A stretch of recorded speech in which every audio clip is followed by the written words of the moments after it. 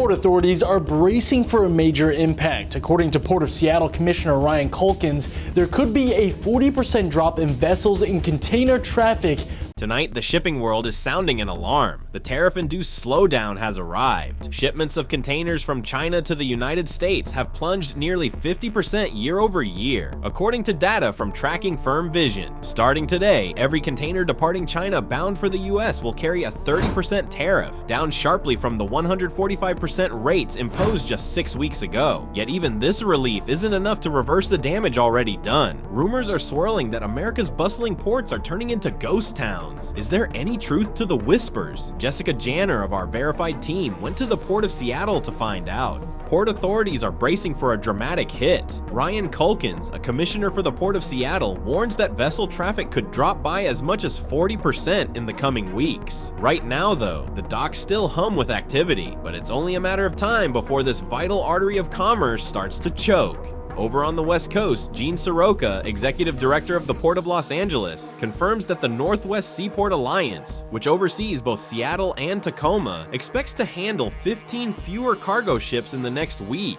12 of which would normally be carrying Chinese goods. The first sign of trouble came as a trickle, a few ships delayed, a handful of missing boxes. Then, almost overnight, the silence settled. From Los Angeles to New Jersey, from Savannah to Seattle, the arteries of American commerce are clogging. Thousands of containers now sit stranded at sea or on the docks. Truckers face dwindling loads. Retailers are pushing panic buttons. This, experts tell us, is the biggest shipping disruption since the pandemic, and it's unfolding right before our eyes.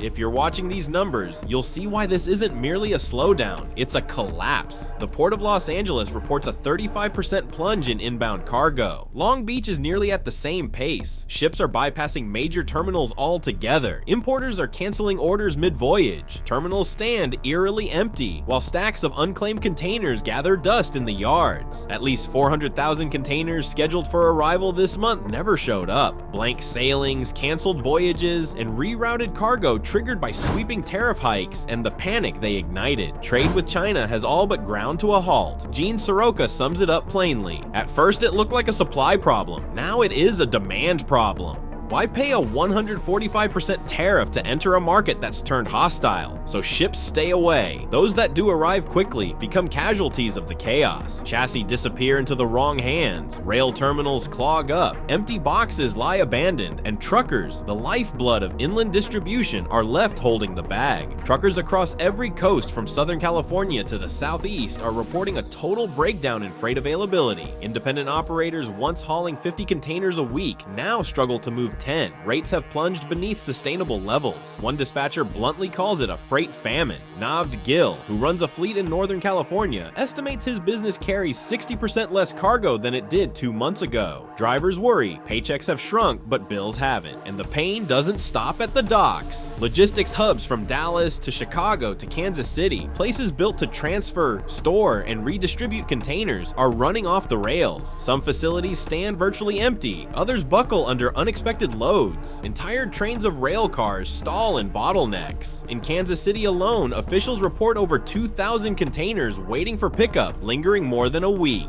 and sometimes longer. Inside those boxes are time-sensitive supplies, critical medical gear, perishables bound for grocery shelves, electronics earmarked for back-to-school racks. Retailers are sounding the alarm. Major chains like Walmart, Target, and Home Depot loaded up early, but those autumn stockpiles were only supposed to last through spring. Now, even that cushion is evaporating. The National Retail Federation has already cut its forecast. Import volumes could slide 20% or more across the board. Some sectors, clothing, toys, face even steeper declines. That spells empty shelves, skyrocketing prices, and red-hot inflation. But for many businesses, the nightmare is not just missing inventory. It's the avalanche of costs piling up, soaring import duties, ballooning storage fees, penalty charges for delays. When the cost of doing business outstrips margins, companies crumble. Small retailers dependent on affordable overseas goods are already filing for bankruptcy in California, Texas, and Florida. In Savannah, a family-run furniture importer went public with its agony. Doubling tariffs have doubled their costs. "We cannot survive this," the owner lamented. "We are finished." This is the human toll of trade chaos. And in Washington, the response has been paralysis, if not outright denial. President Trump continues to tout his tariff policy as a win. Behind closed doors, however, advisors warn that the supply chain is unraveling. Economic models show that consumer inflation partly stems from goods trapped at ports or crippled by exorbitant duties. Consider this: more than 400,000 containers were canceled on the West Coast in a single month.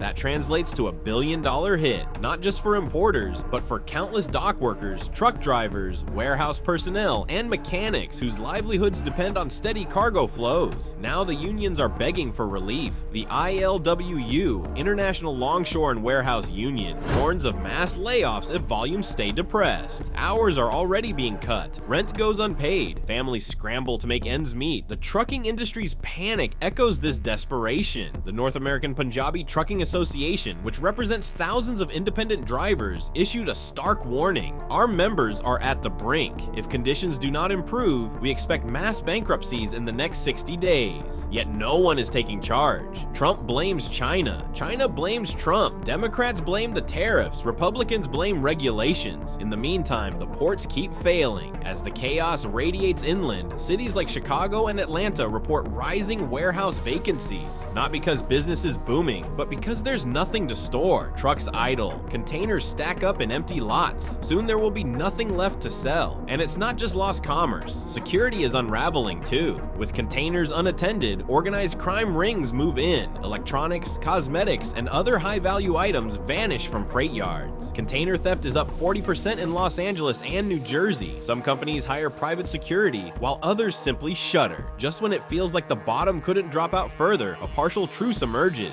China and the United States agree to pause tariff escalations for 90 days. On paper, it's a respite. In reality, it could be another disaster in the making. Importers are scrambling to flood the ports before the pause ends. The very terminals that sat empty last week could be overwhelmed next week. Port officials warn of a whiplash event. Logistics managers call it impossible. The docks lack staff, equipment is misaligned, truckers are broke. If hundreds of ships try to dock simultaneously, the backlog could blossom into a full-blown catastrophe. This isn't hypothetical, it's already happening. Freight forwarders are booking slots. Chinese exporters are stuffing vessels. Some estimates suggest as many as 1,000 ships will queue for North American delivery over the next 6 weeks. The biggest import surge since the pandemic. If the ports can't handle it, the entire system collapses. We're not just talking delays, we're talking store closures, mass layoffs, surging inflation, credit defaults, and the bankruptcy of regional trucking firms. Consumer confidence will nosedive.